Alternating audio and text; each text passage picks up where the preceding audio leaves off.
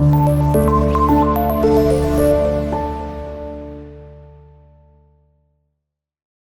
Class, अस्सलाम वालेकुम। My name is Babar Arshad and I am your physics teacher. उम्मीद है जी आप सब खैरियत से हैं। आज हम चैप्टर नंबर 8 की एक्सरसाइज जो है वो करने जा रहे हैं। तो सबसे पहले आप लोगों ने चैप्टर नंबर 8 और पेज नंबर 178 के ऊपर आ जाना है जल्दी से अपनी बुक्स ओपन करके। तो मैं यहाँ पर मेंशन कर देता हूँ, आपने पेज नंबर 78 पर आना है। अच्छा जी, अब यहाँ पर हमारे पास सबसे पहले एमसीक्यू है, which one of the following is not a magnetic material.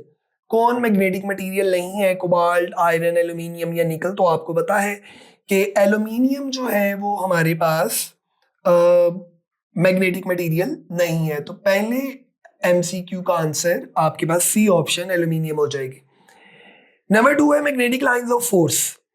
तो मैग्नेटिक लाइंस का मैंने आपको बताया था नॉर्थ से निकलती हैं और साउथ में जाती हैं। तो यहाँ पर ऑप्शन एक ही है, enter into the south pole. तो D is the right option. Number 3, permanent magnets can not be made by. तो सॉफ्ट आयरन के जरिए आप परमानेंट मैग्नेट जो है वो नहीं बना सकते। रीजन हम लोगों ने जब चैप्टर को डिस्कस किया था तो वहां पर भी इसको डिस्कस किया था। तो 3 में बच्चों आपके पास ऑप्शन आ जाएगी ए। नंबर 4 है permanent magnets are used in. तो जो मैग्नेटिक रिकॉर्डिंग वाला टॉपिक था उसमें आपको याद होगा हमने परमानेंट मैग्नेट को जो है वो यूज किया था, तो इसलिए आप इसमें डी ऑप्शन को सिलेक्ट करेंगे। नंबर 5 है a common method use to magnetize a material. तो आपको याद है हमने स्टॉकिंग एक मेथड पढ़ा था, डबल टच और सिंगल टच। तो स्टॉकिंग को हम यूज करते हैं एज अ किसी भी मटीरियल को मैग्नेटाइज करने के लिए। Number 6, a magnetic compass is placed around a bar magnet at 4 points as shown in figure.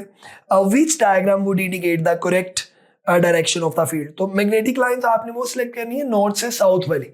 तो वो आपके पास सी ऑप्शन में वो ऑप्शन आपके पास मौजूद है, इसलिए C is the right option. Number 7 है a steel rod is magnetized by double touch। आप डायग्राम में एमसीक्यू पेज नंबर 179 पर देखें। Which one would be the correct polarity of the A B magnet जो नीचे बाहर पड़ी हुई है। तो उसमें आपके पास जहां आप साउथ से टच कर रहे थे वो नॉर्थ क्रिएट होगा और जहां नॉर्थ से कर रहे थे वहां साउथ होगा। तो A is the right option. और लास्ट वन 8 वाला एमसीक्यू जो है, the best material to protect a device. तो इस चैप्टर का लास्ट टॉपिक आपने सॉफ्ट आयरन से रिलेटेड पढ़ा था। तो डी ऑप्शन जो है वो सॉफ्ट आयरन हम चूज करेंगे, क्योंकि सॉफ्ट आयरन को अगर आप रखेंगे तो उसके अंदर कोई भी मटेरियल जो है वो सेफ रहेगा, क्योंकि उसमें से मैग्नेटिक लाइंस पास नहीं होंगी। सारी की सारी लाइंस उस सॉफ्ट आयरन में से पास होंगी। अच्छा जी, इसके बाद आ जाता है शॉर्ट आंसर्स क्वेश्चन, जो बी है क्वेश्चन है। अब इसमें 8.1 है what are temporary and permanent magnet. तो आपको याद होगा मैंने आपको बताया था टेम्परेरी मैग्नेट्स वो हैं जो किसी दूसरे मैग्नेट के मैग्नेटिक फील्ड की वजह से बनाए जाए, उन्हें हम टेम्परेरी मैग्नेट्स कहते हैं। और परमानेंट मैग्नेट आपको याद है उनका जो फील्ड है वो बाकी रहता है, ये नहीं है कि with the passage of time उनका फील्ड खत्म नहीं होगा। तो ये मैं आपको बता देता हूँ। हम लोग पेज नंबर 165 के ऊपर जो टॉपिक था वो हम इसमें ऐड कर सकते हैं। Define magnetic field of a magnet. तो मैग्नेटिक फील्ड क्या होता है? कोई भी मैग्नेट उसके इर्द गिर्द वाला जो एरिया है जहां पर वो किसी दूसरे मैग्नेट के ऊपर फोर्स लगा सकता है, that is called magnetic field. और ये आपको पेज नंबर 166 पर मिल जाएगा। What are magnetic lines of force. तो हमने कहा था पेपर पर मैग्नेटिक फील्ड को ड्रॉ करने के लिए हमारे पास मैग्नेटिक लाइंस मौजूद हैं। They are imaginary lines and these lines are originated from north and enters into south. तो ये आपको पेज नंबर 166 का जो सेकंड टॉपिक है उस पर आपको इसका आंसर मिल जाएगा। नंबर 4 है name some uses of permanent magnets and electromagnets. तो आपको याद है हमने मैग्नेटिक रिले पढ़ा, हमने सर्किट ब्रेकर पढ़ा, हमने क्रेन पढ़ी, हमने टेलीफोन रिसीवर पढ़ा। तो ये सारे इलेक्ट्रोमैग्नेट्स थे। और अगर आप एसी जनरेटर और लाउड स्पीकर की बात करें तो उसमें हम परमानेंट मैग्नेट को यूज करते हैं। What are magnetic domains. आपको याद होगा जब फेरोमैग्नेटिक मटेरियल्स हम पढ़ रहे थे तो उसमें हमने पढ़ा था कि कुछ रीजन्स ऐसे होते हैं जहां पर इलेक्ट्रॉन की स्पिन और ऑर्बिटल मोशन एक दूसरे को सपोर्ट करती है और वो हिस्सा हाईली मैग्नेटाइज हो जाता है और उस हिस्से को हम बोलते हैं magnetic domain. Which type of magnetic field is formed by a current carrying long coil. तो आपको याद है अगर हमारे पास एक इस तरह से लॉन्ग कॉइल है और अगर आप इसमें से करंट गुजारते हैं बाय कनेक्टिंग अ बैटरी तो ये भी एक मैग्नेट बन जाएगा और इसका एक नॉर्थ और दूसरा साउथ, और मैग्नेटिक फील्ड लाइंस जो है वो नॉर्थ से साउथ की तरफ जाएंगी लाइक दिस। तो ये बिल्कुल वैसे ही है जैसे बार मैग्नेट का होता है। तो बार मैग्नेट के फील्ड से इसका फील्ड जो है वो मिलता जुलता है। Last question very important 8.7, paramagnetic और डायमैग्नेटिक। तो आपको याद होगा जब हमने पैरामैग्नेटिक मटेरियल्स पढ़े तो हमने कहा था उसमें स्पिन और ऑर्बिटल मोशन इलेक्ट्रॉन की एक दूसरे को सपोर्ट करते हैं और रिजल्टेंट आपको एक फोर्स मिलती है, इसलिए वहां पर वो आपके पास क्या कहलाता है, पैरामैग्नेटिक मटेरियल। एग्जाम्पल लाजमी लिखिएगा, एल्यूमिनियम वगैरह जो मैंने आपको अंडरलाइन करवाई थी आप लेक्चर जाकर उसमें भी देख सकते हैं।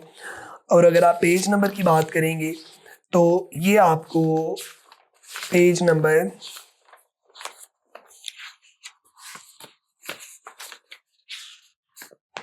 172 के ऊपर मिल जाएगा, जिसमें एल्यूमिनियम लिथियम इसकी एग्जांपल्स हैं।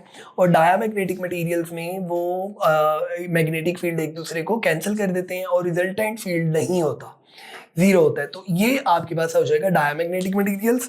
और इसी तरह इनमें कॉपर, बिस्मिथ और वाटर सेकेंड हेडिंग में एग्जाम्पल जरूर ऐड करेंगे। अच्छा जी, इसके बाद ये थे आपके पास शॉर्ट आंसर क्वेश्चन। अब हम चलते हैं कंस्ट्रक्टेड रिस्पॉन्स क्वेश्चंस की तरफ। तो जो आपके पास सी पार्ट है इसका, अब इसमें आपके पास पहला जो क्वेश्चन लिखा हुआ है वो है 2 bar magnets are stored in a wooden box, label poles of the magnets and identify P and Q objects. तो आपने क्या करना है, to stimulate a magnet we need to place an object P near the north pole of one magnet and place another object Q near the south pole of other magnet. तो in this way आप वो check कर सकते हैं, identify कर सकते हैं। Number 2, a steel bar has to be magnetized by placing it inside a solenoid such that end A of a bar magnet becomes north pole and end B becomes south pole. Draw a circuit diagram of solenoid showing steel bar inside it. तो बिल्कुल ऐसे ही जैसे मैंने आपको भी ये बताई है ड्रॉ करके कि ये अगर आप इसके ऊपर हम इसके अंदर समझ लें, ये जो कॉइल है ये आपने किसके ऊपर वाउंड की हुई है, एक स्टील बार के ऊपर ये वाली कॉइल आपने वाउंड की हुई है। तो सेम आप ये वाली डायग्राम उसके अंदर ये जो मैंने अभी ये क्वेश्चन पढ़ा है आप इसमें ऐड कर सकते हैं। नंबर 3 है आपके पास 2 bar magnets are lying as shown in figure. A compass is placed at the middle of the gap. Its needle settles in the north-south direction. Label north and south pole of magnet. Justify your answer by drawing a field lines. तो पहली बात अगर आप diagram में देखें तो आप देखेंगे कि जो फर्स्ट मैग्नेट है उसमें जो राइट है वो नॉर्थ पोल है और जो लेफ्ट है वो आपके पास साउथ पोल है। और अगर आप दूसरे वाले मैग्नेट की बात करेंगे तो राइट जो है वो साउथ है और लेफ्ट जो है वो नॉर्थ है। Reason, the compass needle stays in the north south direction. अगर आप उसकी डायरेक्शन देखें तो वो नॉर्थ और साउथ वाली जो डायरेक्शन है वो आपको मिल रही है। Whereas in the middle of space the magnetic field lines should be from north to south. तो ये आपने रीजन इसमें लाजमी तौर पे ऐड करनी है। अच्छा जी, इसके बाद हम चलते हैं क्वेश्चन नंबर 4 पर। क्वेश्चन नंबर 4 है इलेक्ट्रिक करंट और motion of electrons produce magnetic field, is the reverse process true, that is magnetic field give rise to electric current, if yes give an example and describe it briefly. तो मैंने आपको जब chapter पढ़ाया था तब आपको ये बताया था कि 2 ऑप्शंस है, आप करंट की वजह से मैग्नेटिक फील्ड प्रोड्यूस करते हैं और अब इसमें पूछा गया मैग्नेटिक फील्ड की वजह से करंट प्रोड्यूस हो सकता है, तो बिल्कुल हो सकता है। This process is called induction, जिसे आप इंडक्शन का नाम देते हैं। अगर फॉर एग्जांपल आप 2 कॉइल यूज कर रहे हैं तो इसको म्यूचुअल इंडक्शन का नाम देते हैं, अगर एक ही कॉइल है तो उसको हम सेल्फ इंडक्शन का नाम देते हैं। और ये सारी बातें आप आगे बड़ी क्लासेस में जाकर जो है वो डिस्कस करेंगे। जनरेटिंग इलेक्ट्रिसिटी जो है वो आप इसमें एसी जनरेटर आप इसमें एग्जांपल ऐड कर सकते हैं। क्योंकि उसमें हम कॉइल को घुमाते हैं और उसमें करंट प्रोड्यूस होता है। लास्ट वन है 4 सिमिलर सोलेनाइड्स आपको डायग्राम में नजर आ रही हैं और उसने कहा the magnitude of current in all of them should be same.